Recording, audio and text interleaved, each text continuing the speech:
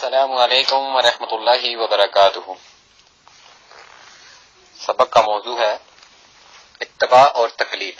پہلے انشاءاللہ تعالی اس مسئلے کو سمجھ لیتے ہیں کہ ان میں اصل امام کون۔ امام سے مراد وہ امام نہیں جو نماز پڑھاتا ہو، امام سے مراد وہ امام نہیں جو کسی فن میں مہارت رکھنے کی وجہ سے اس فن میں امام کہلاتا ہو، امام سے مراد وہ امام نہیں جو امیر یا حکمران ہو، امام سے مراد وہ امام بھی نہیں جو کسی نیکی میں پہل کرنے کی وجہ سے دوسروں کے لیے پیش رو بن جائے، بلکہ امام سے مراد وہ امام ہے جس کو اللہ تعالیٰ نے منصب امامت پر سرفراز فرمایا ہو، وہ امام ہے جس کو اللہ تعالیٰ نے منصب امامت پر سرفراز فرمایا ہو، جس کا ہر حکم واجب الاتباع ہو، جس کا ہر فکرہ ضابطہ حیات ہو، جس کا ہر فعل مشعل ہدایت ہو، جس کی اطاعت اللہ تعالیٰ کی اطاعت ہو، جس کی امامت عارضی نہ ہو بلکہ قیامت تک کے لیے دائمی ہو، اور جو معصوم ہو، جس سے دینی بات میں غلطی کا صدور ناممکن ہو، اور جس کی ہر دینی بات وہی ہو۔ حاکم صرف ایک ہے یعنی اللہ تعالیٰ، اس کے بندوں پر صرف اسی کا حکم چلتا ہے، دوسروں کا نہیں، لیکن اللہ تعالیٰ کا حکم ہر بندے کے پاس براہ راست نہیں پہنچتا، بلکہ وہ اپنے بندوں میں سے کسی ایک بندے کو منتخب کر لیتا ہے اور اس بندے کو اپنے تمام احکام سے مطلع فرماتا ہے۔ وہ بندہ اللہ تعالیٰ کے تمام احکام سے دوسروں کو مطلع کر دیتا ہے، ایسے بندے کو نبی یا رسول کہتے ہیں۔ السلام علیکم ورحمۃ اللہ وبرکاتہ۔ اطاعت اور تقلید میں فرق کے حوالے سے جو موضوع چل رہا ہے، تو میرے بھائی میں چاہ رہا تھا نہیں بھائی کہ آپ کو تھوڑا سا اس میں تفصیل بتائی جائے انشاءاللہ۔ اطاعت رسول دراصل اطاعت الہی ہے۔ رسول بندوں اور اللہ تعالیٰ کے درمیان واسطہ ہوتا ہے، اسی کے ذریعے اللہ تعالیٰ کی اطاعت ہوتی ہے، اس کی اطاعت عین اللہ تعالیٰ کی اطاعت ہوتی ہے۔ انشاءاللہ تعالیٰ اس حوالے سے میں قرآن کے حوالے اپنی ساڑیوں میں جو ہے وہ نوٹ اپنا کہہ دیتا ہوں، آپ انشاءاللہ نوٹ کر لیجئے گا، اور قرآن مجید میں ان آیات کو تلاش کر کے ایک جگہ آپ رکھ لیجئے گا تاکہ آپ کو بات کرنے میں آسانی ہو۔ جیسا کہ ارشاد باری تعالیٰ ہے، جس نے رسول کی اطاعت کی اس نے در حقیقت اللہ ہی کی اطاعت کی، سورہ نساء آیت نمبر 80۔ رسول خود اپنی اطاعت نہیں کراتا بلکہ اس کی اطاعت اللہ تعالیٰ کے حکم سے کی جاتی ہے۔ اللہ تعالیٰ فرماتا ہے قرآن مجید میں، سورہ نساء ہے آیت نمبر 64 ہے، کوئی رسول ہم نے نہیں بھیجا مگر اس لیے کہ اللہ کے حکم سے اس کی اطاعت کی جائے۔ کیونکہ اطاعت جیسا کہ ہم بات کر رہے ہیں کہ صرف اللہ تعالیٰ کا حق ہے، لہذا بغیر اس کے حکم یا اجازت کے کسی دوسرے کی اطاعت نہیں کی جا سکتی۔ اگر کوئی شخص بغیر اللہ تعالیٰ کے حکم یا اجازت کے دوسرے کی اطاعت کرتا ہے تو گویا اس نے اس دوسرے شخص کو اطاعت میں اللہ تعالیٰ کا شریک بنا لیا۔ یہ اللہ تعالیٰ کا کام ہے کہ اپنے کسی بندے کی اطاعت کو انسانوں پر فرض قرار دے۔ اگر بندے خود کسی کو اطاعت کے لیے منتخب کر لیں تو گویا وہ خود الہ بن بیٹھے، اللہ تعالیٰ کی حق ادائے رسالت پر خود قابض ہو گئے، اور یہ شرک ہے۔ اللہ تعالیٰ قرآن مجید میں فرماتا ہے سورہ الانعام میں آیت نمبر 164، اللہ ہی خوب جانتا ہے کہ وہ اپنی رسالت کس کو عطا فرمائے۔ اور یہاں ایک بات بہت ضروری جو میں کہنا ضروری سمجھوں گا کہ امام بنانا اللہ تعالیٰ کا کام ہے، لہذا وہ جس کو رسالت عطا فرماتا ہے اسے بنی نوح انسان کا امام و مطاع بنا دیتا ہے۔ امام بنانا لوگوں کا کام نہیں ہے۔ جو لوگ رسول اللہ صلی اللہ علیہ وسلم کے علاوہ دوسروں کو اپنا مطاع اور امام بنا لیں، پھر انہی کی اطاعت کریں، انہی کے فتووں کو سند آخر سمجھیں، وہ شرک فی الحکم کے مرتکب ہوں گے۔ صرف رسول ہی اللہ تعالیٰ کی طرف سے انسانوں کے لیے امام بنا کر بھیجا جاتا ہے۔ رسول کو رسالت یا امامت اللہ تعالیٰ کی طرف سے عطا ہوتی ہے۔ اللہ تعالیٰ فرماتا ہے قرآن مجید میں سورہ البقرہ ہے آیت نمبر 124 ہے، اے ابراہیم میں تمہیں لوگوں کے لیے امام بنا رہا ہوں۔ ابراہیم علیہ السلام جانتے تھے کہ امام بنانا صرف اللہ تعالیٰ کا کام ہے، لہٰذا وہ دعا فرماتے ہیں سورہ البقرہ میں ہی، یہ آیت نمبر 124 میں ہی، اے اللہ میری اولاد میں سے بھی امام بنانا۔ اللہ تعالیٰ نے فرمایا ہاں بناؤں گا، لیکن یہ وعدہ گنہگاروں کے لیے نہیں ہوگا۔ اس آیت سے یہ ثابت ہوا کہ امام بنانا اللہ تعالیٰ کا کام ہے، نہ کہ انسانوں کا۔ دوسری بات یہ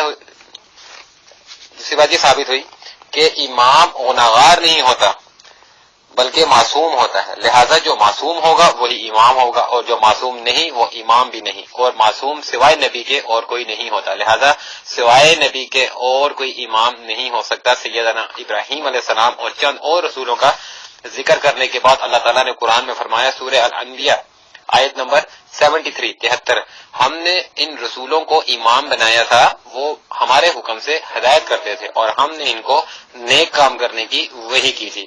اس آیت کے بعد بھی اللہ تعالیٰ نے بہت سے نبیوں کا ذکر فرمایا ہے اور ان کے امام بنائے جانے کی طرف اشارہ فرمایا ہے۔ ان آیات سے ثابت ہوتا ہے کہ امام بنانا اللہ تعالیٰ کا حق ہے۔ امام صرف رسول ہی ہوتے ہیں، رسول کے علاوہ اگر کسی دوسرے کو امام بنا لیا جائے تو یہ شرک فی الحکم ہے۔ السلام علیکم ورحمۃ اللہ وبرکاتہ۔ اور نہیں بھائی، ایک اور ضروری بات کہ رسول ہی حاکم ہوتا ہے، یعنی رسول ہی وہ ہستی ہے جس کو اپنے تمام اختلافات میں فیصلہ کرنے والا ماننا اور اس کے فیصلے کو بلا چوں چرا تسلیم کرنا حقیقی ایمان ہے، جیسا کہ اللہ تعالیٰ کا ارشاد ہے قرآن مجید میں، سورہ نساء ہے، سورۃ نمبر 4 آیت نمبر 65، اے رسول آپ کے رب کی قسم لوگ اس وقت تک مومن نہیں ہو سکتے جب تک اپنے تمام اختلافات میں آپ کا فیصلہ نہ مان لیں، اور جو فیصلہ آپ کریں اس سے کسی قسم کی تنگی نہ محسوس کریں بلکہ اس کی برضا و رغبت تسلیم کریں۔ اب اس آیت سے بھی معلوم ہوا کہ تمام اختلافات میں رسول آخری سند ہے۔ جو لوگ اپنے معاملات میں کسی غیر نبی کو سند مانتے ہیں، اس کے قول و فعل کو بلا چوں چرا اور بے دلیل تسلیم کرتے ہیں، وہ گویا اس کو نبی کا درجہ دیتے ہیں۔ آیت بالا کی روح سے ایسے لوگ مومن نہیں ہو سکتے۔ السلام علیکم ورحمۃ اللہ وبرکاتہ۔ اور نہیں بھائی، ایک اور نقطہ اس میں جو ہے وہ سامنے آتا ہے، اس کو بھی انشاءاللہ ہم اپنی اس گفتگو کے دوران لے کر آتے ہیں انشاءاللہ، کہ رسول ہی منبع ہدایت ہے، یعنی رسول اللہ صلی اللہ علیہ وسلم ہی کے متعلق اللہ تعالیٰ کی گواہی ہے کہ وہ سیدھے راستے پر ہیں، جیسے سورہ الزخرف کی آیت نمبر 43 میں اللہ سبحانہ وتعالیٰ کا ارشاد ہے، اے رسول بے شک آپ صلی اللہ علیہ وسلم سیدھے راستے پر ہیں۔ رسول صلی اللہ علیہ وسلم کے متعلق اللہ تعالیٰ کی گواہی ہے کہ وہ سیدھے راستے کی طرف دعوت دیتا ہے۔ اللہ تعالیٰ فرماتا ہے سورہ المومنون میں آیت نمبر 73 میں کہ اے رسول بے شک آپ سیدھے راستے کی طرف دعوت دیتے ہیں۔ رسول اللہ صلی اللہ علیہ وسلم ہی کے متعلق اللہ تعالیٰ کی گواہی ہے کہ اس کی پیروی سے سیدھا راستہ مل سکتا ہے، اور اللہ تعالیٰ کا فرمان ہے سورہ الزخرف میں ہی آیت نمبر 61 میں کہ اے رسول صلی اللہ علیہ وسلم کہہ دیجئے میری پیروی کرو، یہی سیدھا راستہ ہے۔ یہ جو آیات ہیں یہ اس بات کی کھلی سند ہے کہ رسول اللہ صلی اللہ علیہ وسلم صراط مستقیم پر ہیں، رسول اللہ صلی اللہ علیہ وسلم صراط مستقیم کی طرف دعوت دیتے ہیں، رسول اللہ صلی اللہ علیہ وسلم کی پیروی صراط مستقیم ہے۔ اب بتائیے یہ سندیں اور ضمانتیں کسی اور کے پاس ہیں؟ نہیں ہے، اور یقیناً نہیں ہے، تو پھر وہ امام کیسے ہو سکتے ہیں؟ ان کی بات آخری سند کیسے ہو سکتی ہے؟ ان کے فتوے اور قیاسیات دین میں کس طرح شامل ہو سکتے ہیں؟ رسول اللہ صلی اللہ علیہ وسلم ہی وہ ہستی ہیں جس کی ہر دعوت اور ہر پکار حیات جامع بخشی۔ اللہ تعالیٰ ذوالجلال والاکرام فرماتا ہے قرآن مجید میں سورہ الانفال کی آیت نمبر 24، اے ایمان والو جب اللہ اور رسول تمہیں ایسی بات کی طرف بلائیں جو تمہارے لیے حیات بخش ہو تو فوراً ان کی بات قبول کر لیا کرو۔ السلام علیکم ورحمۃ اللہ وبرکاتہ۔ اور ایک اور بہت ضروری بات جو کرنا اس سبق کے حوالے سے بہت ضروری ہے، وہ یہ ہے کہ رسول کے قول و فعل کی مخالفت فتنہ عظیم ہے، یعنی رسول اللہ صلی اللہ علیہ وسلم وہ ہستی ہیں جس کے قول و فعل کی مخالفت کرنا فتنہ عظیم اور عذاب علیم کو دعوت دینا ہے۔ اللہ سبحانہ وتعالیٰ کا ارشاد ہے قرآن مجید میں سورہ النور ہے آیت نمبر 63 ہے، ان لوگوں کو جو رسول کے قول و فعل کے خلاف چلتے ہیں ڈرتے رہنا چاہیے، ایسا نہ ہو کہ کہیں وہ کسی فتنہ میں مبتلا ہو جائیں یا ان پر کوئی دردناک عذاب نازل ہو جائے۔ السلام علیکم ورحمۃ اللہ وبرکاتہ۔ اور تھوڑا سا نعیم بھائی رسول اللہ صلی اللہ علیہ وسلم کی زندگی کے اسوہ حسنہ کے حوالے سے، رسول اللہ صلی اللہ علیہ وسلم ہی وہ ہستی ہیں جس کا طریقہ تمام مسلمانوں کے لیے ضابطہ حیات ہے، یہی وہ نمونہ ہے جس کے مطابق بن کر لوگ اللہ تعالیٰ سے کوئی امید رکھ سکتے ہیں، جیسے اللہ سبحانہ وتعالیٰ کا ارشاد ہے نا سورہ الاحزاب میں آیت نمبر 21 میں کہ بے شک تمہارے لیے رسول کی زندگی میں بہترین نمونہ ہے اس شخص کے لیے جو اللہ اور قیامت کی امید رکھتا ہو اور کثرت سے اللہ کا ذکر کرتا ہو۔ یہ نمونہ اللہ تعالیٰ نے بھیجا، اللہ کے نمونے کے علاوہ دوسرے نمونے بنانا خود کو اللہ تعالیٰ کے منصب پر فائز کرنا ہے، اور یہ شرک ہے۔ رسول صلی اللہ علیہ وسلم ہی وہ ہستی ہیں جس کی ہر بات وحی الہی ہوتی ہے۔ اللہ تعالیٰ کا ارشاد ہے نا قرآن مجید میں سورہ النجم میں آیت نمبر 3 اور 4 کہ رسول اپنی خواہش سے کچھ نہیں کہتا، وہ جو کچھ کہتا ہے وہی ہوتی ہے۔ کیا یہ سند کسی اور کو حاصل ہے؟ بتائیے نہیں بھائی، اگر کسی اور کو حاصل ہے تو بتائیے، اگر نہیں تو پھر کسی دوسرے کی بات کیسے سند ہو سکتی ہے؟ رسول صلی اللہ علیہ وسلم ہی کی وہ ذات گرامی ہے جس کی ہر بات حق ہے، جو معصوم ہے، جو کبھی غلطی پر قائم نہیں رہتا۔ اللہ سبحانہ و تعالیٰ کا ارشاد ہے سورہ نمل میں آیت نمبر 79 کہ اے رسول بے شک آپ درخشا حق پر قائم ہیں۔ کیا اللہ تعالیٰ کی طرف سے یہ سند کسی اور کو ملی ہے؟ بتائیے نہیں بھائی۔ اگر نہیں ملی تو وہ امام کیسے ہو سکتا ہے؟ امام وہی ہو سکتا ہے جس کی ہر بات حق ہو۔ رسول اللہ صلی اللہ علیہ وسلم ہی وہ سراج منیر اور روشن چراغ ہے جس کی روشنی میں اللہ تعالیٰ کی نازل کردہ شریعت کا مطالعہ ہو سکتا ہے۔ اگر یہ روشن چراغ نہ ہو تو پھر تاریکی میں نہ شریعت الہی کا مطالعہ ہو سکتا ہے نہ صراط مستقیم مل سکتی ہے۔ ظلمت میں سوائے ضلالت کے اور کیا مل سکتا ہے؟ انسانوں میں رسول اللہ صلی اللہ علیہ وسلم ہی وہ ہستی ہیں جس کا فیصلہ مل جانے کے بعد کسی مومن کو اختیار باقی نہیں رہتا کہ وہ اس معاملے میں خود کوئی رائے دے یا کسی دوسرے کی رائے لے۔ مومن کو رسول اللہ صلی اللہ علیہ وسلم کے فیصلے ہی پر عمل کرنا ہوگا اور بس۔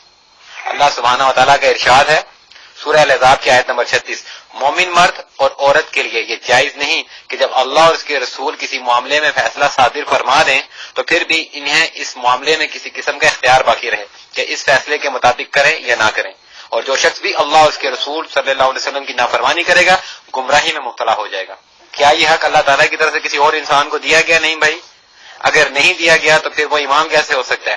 وہ واجب الاتباع کیسے ہو سکتا ہے؟ کسی مومن کو اختیار نہیں کہ رسول اللہ صلی اللہ علیہ وسلم کا فیصلہ سننے کے بعد کوئی اور بات کہے سوائے اس کے کہ میں نے سنا میں اطاعت کروں گا۔ اللہ تعالیٰ فرماتا ہے قرآن مجید سورہ النور میں آیت نمبر 51 میں، جب مومنین کو اللہ اور اس کے رسول کی طرف بلایا بجائے تاکہ اللہ اور اس کا رسول ان کے درمیان فیصلہ کرے تو ان کا قول سوائے اس کے اور کچھ نہیں ہونا چاہیے کہ ہم نے سن لیا اور ہم نے اطاعت کی۔ ایسے ہی لوگ فلاح پانے والے ہیں۔ کیا یہ منصب بھی اللہ تعالیٰ کی طرف سے کسی اور کو عطا ہوا ہے؟ بتائیے نہیں بھائی، یقیناً نہیں۔ اور جب یہ منصب کسی کو عطا نہیں ہوا تو پھر وہ واجب الاتباع کیسے ہو سکتا ہے؟ وہ امام کیسے ہو سکتا ہے؟ السلام علیکم ورحمۃ اللہ وبرکاتہ۔ اور ایک اور بہت ضروری بات نہیں بھائی کہ اطاعت رسول باعث محبت الہی ہے۔ رسول اللہ صلی اللہ علیہ وسلم ہی وہ ہستی ہیں جس کی پیروی کرنے سے اللہ تعالیٰ محبت کرتا ہے۔ اللہ تعالیٰ قرآن مجید میں فرماتا ہے سورہ ال عمران آیت نمبر 31، اے رسول کہہ دیجئے اگر تم اللہ سے محبت کرتے ہو تو میری پیروی کرو۔ اب میری پیروی کرو گے تو اللہ تم سے محبت کرے گا اور تمہارے گناہوں کو معاف کر دے گا۔ اللہ معاف کرنے والا رحم کرنے والا ہے۔ اور اطاعت رسول ہی سبب ہدایت ہے، یعنی کہ رسول اللہ صلی اللہ علیہ وسلم ہی وہ ہستی ہیں جس کی اطاعت اور پیروی سے ہدایت ملتی ہے۔ اللہ سبحانہ و تعالیٰ کا ارشاد ہے قرآن مجید میں سورہ النور ہے آیت نمبر 54 ہے، اگر تم رسول کی اطاعت کرو گے تو ہدایت یاب ہو جاؤ گے۔ اور ایک اور مقام پہ اللہ سبحانہ و تعالیٰ نے فرمایا سورہ الاعراف میں آیت نمبر 157 کہ رسول کی پیروی کرو تاکہ تمہیں ہدایت مل جائے۔ کیا اللہ کی طرف سے ایسی سندیں رسول اللہ صلی اللہ علیہ وسلم کے علاوہ کسی اور کے حق میں بھی وارد ہوئی ہیں؟ بتائیے نہیں بھائی، کیا کسی اور کے حق میں وارد ہوئی ہیں؟ اگر نہیں تو بے سند شخص کیسے امام ہو سکتا ہے اور کیسے اس کی اطاعت اور پیروی سے ہدایت مل سکتی ہے؟ رسول شریعت الہی کا اشارہ ہے، یعنی رسول ہی وہ ہستی ہے جو اپنے منصب کے لحاظ سے اس بات کا حقدار ہے کہ وہ منزل من اللہ شریعت کی تشریح و توضیح کر سکے۔ کسی دوسرے کو یہ حق نہیں پہنچتا کہ وہ تشریح و توضیح کرے۔ اللہ تعالیٰ قرآن مجید میں فرماتا ہے سورہ نحل آیت نمبر 44 اے رسول ہم نے یہ شریعت آپ پر اس لیے نازل کی ہے تاکہ آپ لوگوں کے لیے نازل شدہ باتوں کی تشریح کر دیں اور لوگ اپنی نجات کے متعلق سوچ سکیں۔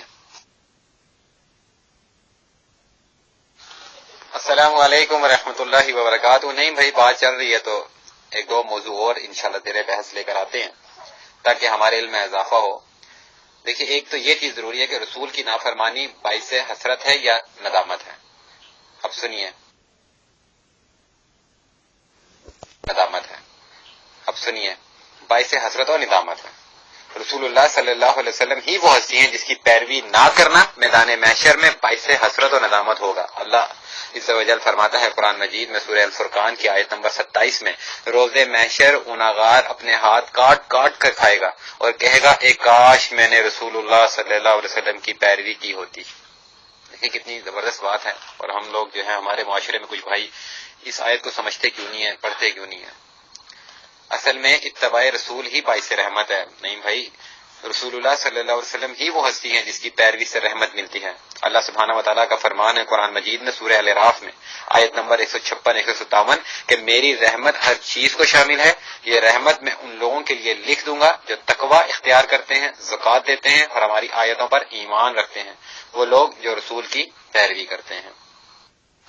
السلام علیکم ورحمۃ اللہ وبرکاتہ۔ اور رسول صرف اللہ ہی سے ڈرتا ہے، یعنی رسول ہی وہ ہستی ہے جو اللہ تعالیٰ کے علاوہ کسی سے نہیں ڈرتا، جو تکیہ نہیں کرتا، جو بے خوف و خطر حق بیان کرتا ہے۔ اللہ تعالیٰ فرماتا ہے سورہ الاحزاب کی آیت نمبر 39 میں، جو لوگ اللہ کی رسالت کو پہچانتے ہیں اور اللہ ہی سے ڈرتے ہیں اور اللہ کے علاوہ کسی سے نہیں ڈرتے، وہی آپ کے لیے نمونہ ہے۔ بھلا جو لوگ غیر اللہ سے ڈرتے ہوں، تکیہ کرتے ہوں، تکیہ کر کے حق کو چھپاتے ہوں، وہ کیسے معصوم ہو سکتے ہیں؟ ان کی ہر بات کیسے حق ہو سکتی ہے؟ وہ کیسے امام ہو سکتے ہیں؟ امام تو در حقیقت وہ ہو سکتا ہے جو بے خوف و خطر اللہ کے احکام کی تبلیغ کرے اور کسی ملامت کرنے والے، تانا دینے والے کی پرواہ نہ کرے، بلکہ اپنے مخالفین کو چیلنج دے کہ تم سب مل کر جو کچھ میرے خلاف کرنا چاہتے ہو کر گزرو اور مجھے ذرا سے بھی مہلت نہ دو۔ سیدنا نوح علیہ السلام اپنی قوم سے فرماتے ہیں نا سورہ یونس آیت نمبر 71 کہ تم اپنے تمام شرکا کو جمع کرو، پھر میرے خلاف جو کچھ کرنا چاہو سب مل کر اس کا فیصلہ کرو، تمہاری تدبیر کا کوئی گوشہ تم سے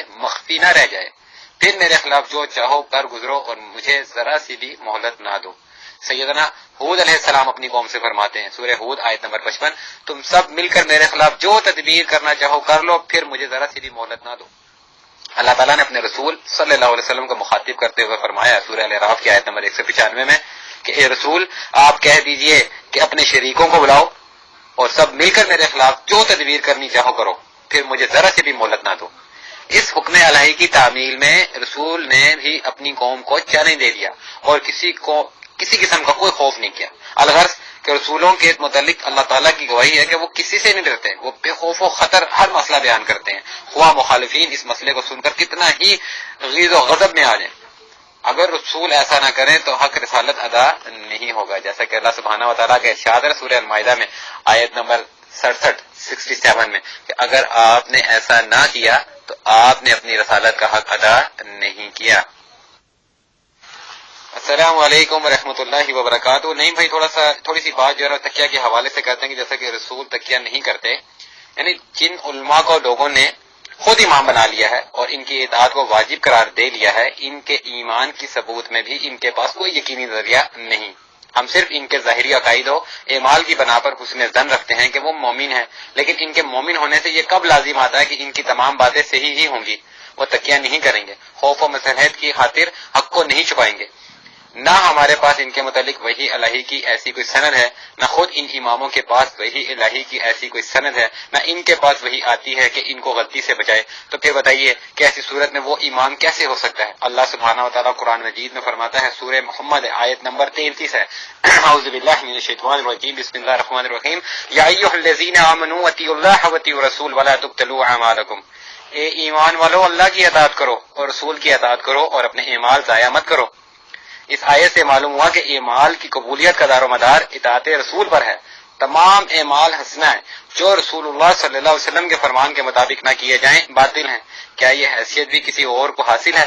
اگر نہیں تو امام کیسے ہو سکتا ہے؟ اللہ سبحانہ و تعالیٰ فرماتا ہے قرآن مجید میں سورہ عمران کی آیت نمبر 164 میں کہ یقیناً اللہ نے مومنین پر بڑا احسان کیا ہے کہ انہی میں سے ایک رسول مبعوث کیا جو ان کو اللہ کی آیتیں پڑھ پڑھ کر سناتا ہے، ان کا تزکیہ کرتا ہے اور انہیں کتاب و حکمت کی تعلیم دیتا ہے۔ اب بتائیے نہیں بھائی، کیا ایسی سند اللہ تعالیٰ کی طرف سے کسی اور کو حاصل ہے؟ کیا کسی دوسرے کی اتباع سے تزکیہ نفس ہونا یقینی ہے کہ کسی اور شخص کے متعلق کہا جا سکتا ہے کہ اس نے کتاب و حکمت کا مفہوم جو بتایا ہے وہ یقیناً صحیح ہے؟ اگر نہیں تو امام کیسے ہو سکتا ہے؟ بتائیے۔ اللہ سبحانہ و تعالیٰ قرآن مجید میں فرماتا ہے سورہ نساء میں آیت نمبر 59 میں اگر تمہارا کسی معاملے میں اختلاف ہو جائے تو اس معاملے میں اللہ اور رسول کی طرف رجوع کرو۔ کیا آپس کے اختلافات میں اللہ تعالیٰ کی طرف سے رسول صلی اللہ علیہ وسلم کے علاوہ بھی کسی اور کو آخری سند مقرر کیا گیا؟ اگر نہیں تو پھر وہ امام کیسے ہو سکتا ہے؟ اللہ تعالیٰ کا قرآن مجید میں ارشاد ہے سورہ نساء ہے آیت نمبر 105 ہے کہ اے رسول ہم نے آپ کی طرف حق کے ساتھ کتاب نازل کی ہے تاکہ آپ لوگوں کے درمیان اس طرح فیصلہ کریں جس طرح اللہ آپ کو بتائے۔ کیا کسی اور کے فیصلے بھی اللہ تعالیٰ کی رہنمائی میں صادر ہوتے ہیں؟ اگر نہیں تو ان کی بات کیسے سند ہو سکتی ہے؟ ان آیات سے نہیں بھائی یہ ثابت ہوتا ہے کہ صرف ایک ہی ہستی ایسی ہے جس کی اطاعت اللہ تعالیٰ کی اطاعت ہے، جس کی نافرمانی اللہ تعالیٰ کی نافرمانی ہے، جس کا طریقہ واجب الاتباع ہے، جس کی ہر بات وہی ہے جو خود ہدایت پر ہے اور ہدایت کی طرف دعوت دیتا ہے، جس کی اطاعت و اتباع سے ہی ہدایت ملتی ہے، جس کی پیروی سے ولایت ملتی ہے، جس کے پاس ان تمام باتوں کے لیے وہی الہی کی سند ہے، اور وہی ہستی صرف محمد رسول اللہ صلی اللہ علیہ وسلم کی ذات گرامی ہے۔ تو پھر بتائیے کہ رسول اللہ صلی اللہ علیہ وسلم کے علاوہ کسی اور کی اطاعت سے، کسی اور کو آخری سند یا امام بنانے سے سوائے نقصان کے اور کیا مل سکتا ہے؟ یہ نقصان دو قسم کا ہوگا، ایک شرک فی الحکم کا، دوسرا فرقہ بندی کا۔